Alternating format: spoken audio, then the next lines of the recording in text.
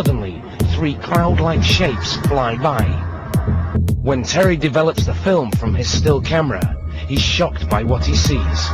Three consecutive pictures of what appears to be a woman glowing in a pink light. The photograph reveals another startling secret. And then I tried something called bas relief, which basically takes the light and dark parts of the picture and emphasizes them. And I got the creepiest thing from this one photo. Her face, and I don't know how else to describe it, but that to me just looks like a skull.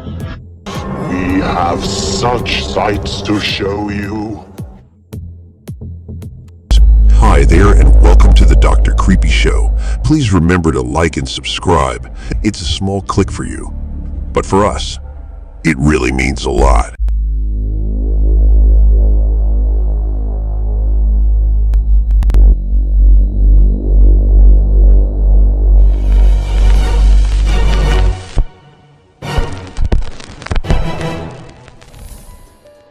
In this peculiar narrative, we meet two men, Guy Winters and Terry Lamberts.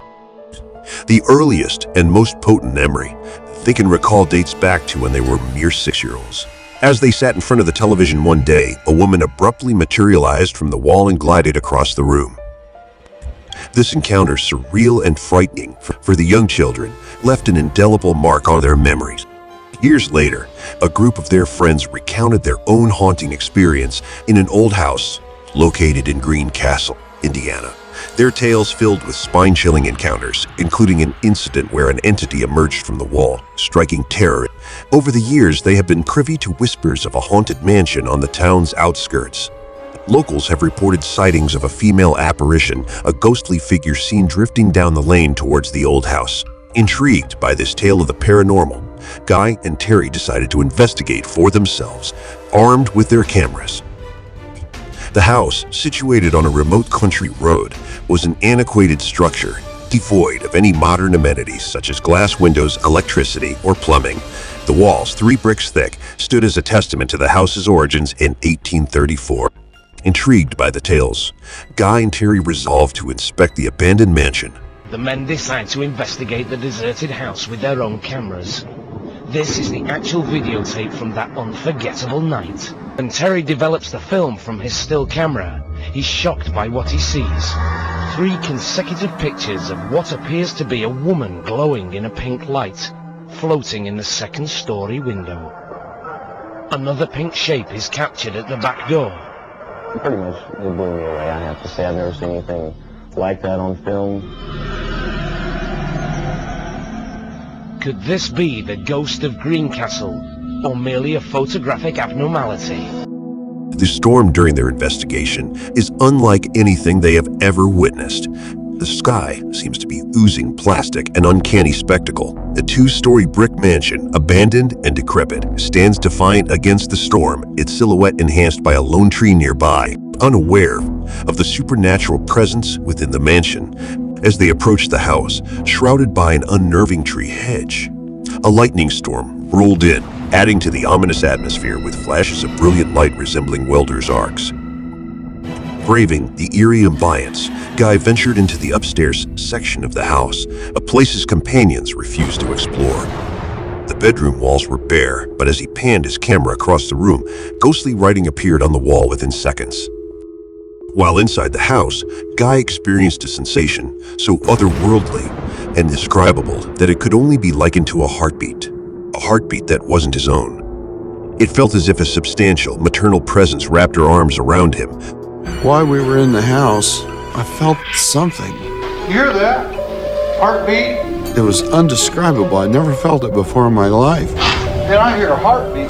Bump, bump, bump, bump. You hear it? It's as if the presence of a woman, a big woman, come up and just wrap her arms around you.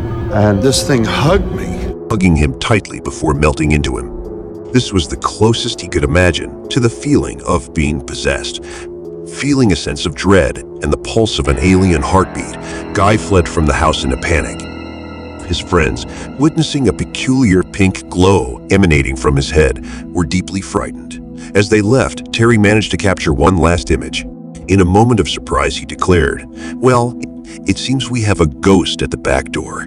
And indeed, it was just as he had suspected. The apparition glimmered with a golden hue, hauntingly similar to the spectral entity they had spotted in the front window, which still puzzled him greatly. First ethereal head that soared past him, he managed to frame it in the viewfinder of his camera. As it whizzed by him, it scrutinized him, looking him up and down before speeding away. As it moved past, it glanced back at him, pulling a face that was almost human in its expressiveness. Turning his attention to a photograph of family portraits, he noticed a familiar figure standing amidst the group. It was the brother, and the ghostly head bore an uncanny resemblance to his hairstyle. The second apparition that flew past seemed to resemble a woman. She didn't just whiz by. She floated right up to him, reaching out to touch his camera before veering off in a different direction. The thought struck him then, if after death we become energy and gain the ability to fly around, what a fabulous journey that would be. In a state of panic, Guy and Terry flee the mansion, not daring to stop until they are safely inside their van. However, their ghostly encounter isn't over just yet. When Terry develops the film from his camera, he is astonished by the images. 3 consecutive pictures reveal what seems to be a woman, glowing in pink light, floating in the second-story window. Another pink figure is visible at the back door. The pictures leave him flabbergasted. In a quest for clarity, Guy and Terry present the pictures to a friend and photo expert, Mick Orman. When Terry develops the film from his still camera, he's shocked by what he sees. 3 consecutive pictures of what appears to be a woman glowing in a pink light, floating in the second-story window. Guy and Terry showed the pictures to their friend, photo expert Mick Orman. What is in the picture came from the It negative. confirms that the images are genuinely from the negatives but has no explanation for their content. Next, they consult a computer graphics expert, Sean Dempsey. During his analysis, the photograph reveals an eerie secret, a face resembling a skull. A computer graphics expert, Sean Dempsey. It's during Sean's high-tech examination that the photograph reveals another startling secret. And then I tried something called bas relief, which basically takes the light and dark parts of the picture and emphasizes them. And I got the creepiest thing from this one photo. Her face, and I don't know how else to describe it, but that to me just looks like a skull. Not long ago, he was driving up a familiar road. Glancing in the rearview mirror, he realized with a start that the house was no longer there. The shock was palpable. Oh my God, what happened? He thought. The owner of the property had demolished the house, leaving nothing but a sad reminder of what was once a place buzzing with paranormal activity. The news hit him hard. It was a dreadful feeling. He pondered over all the attention the story of the haunted house had received. He couldn't help but think that it was this very attention that led to the house's demise. He thought it was indeed horrendous for them to tear down this house simply because it had gained notoriety on TV, and they wanted to prevent people from investigating these phenomena. The whole situation was deeply upsetting. He could still recall the image of himself sitting on the pile of rubble, mourning the loss of the house. In one of the photos, an orb could be seen right next to him, almost as if the spirit shared his sorrow. What was even more distressing was that, when he had first discovered the ghost, he was going through a tough time, reeling from a difficult divorce.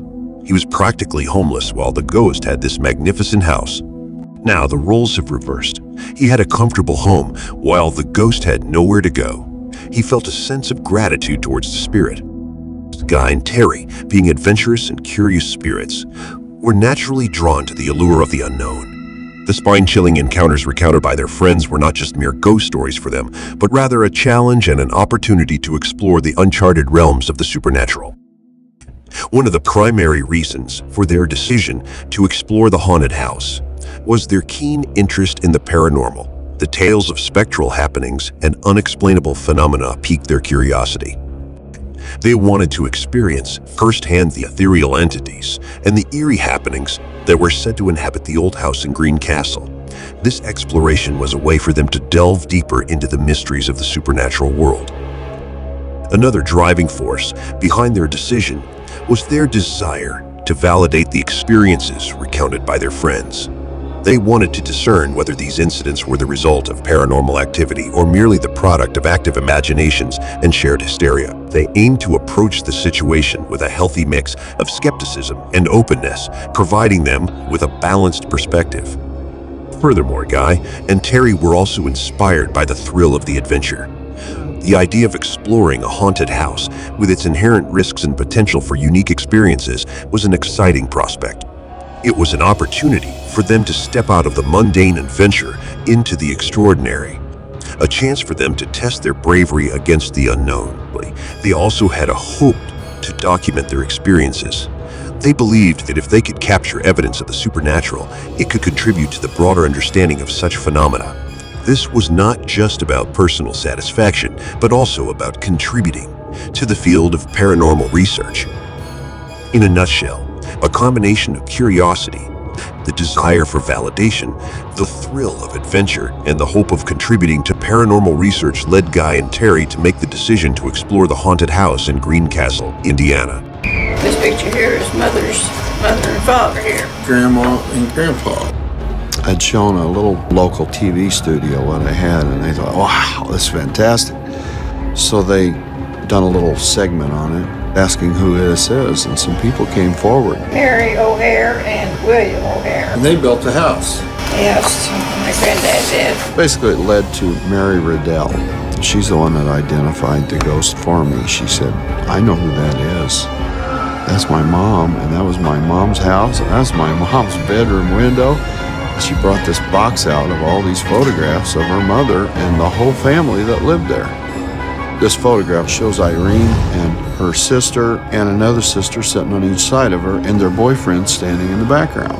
She said, there's my mom when she was a teenager living in that house. And right next to her was her sister, Vera. And I said, well, that looks like the ghost in the back door. And sure enough, it was. The gold ghost in the front window, though, that still vexes me.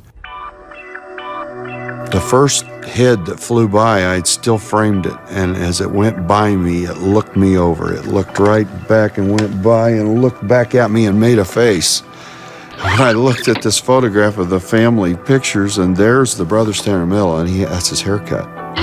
The second flyby, it looks like a woman, and she actually flew up to me and touched my camera and flew off at a different direction. Well, what do you think about Guy and Terry's ghostly investigation of the Greencastle Mystery House? It's a shame that they tore down the O'Hare home. Don't forget to like and subscribe. It's a small click for you, but for us, it really means a lot.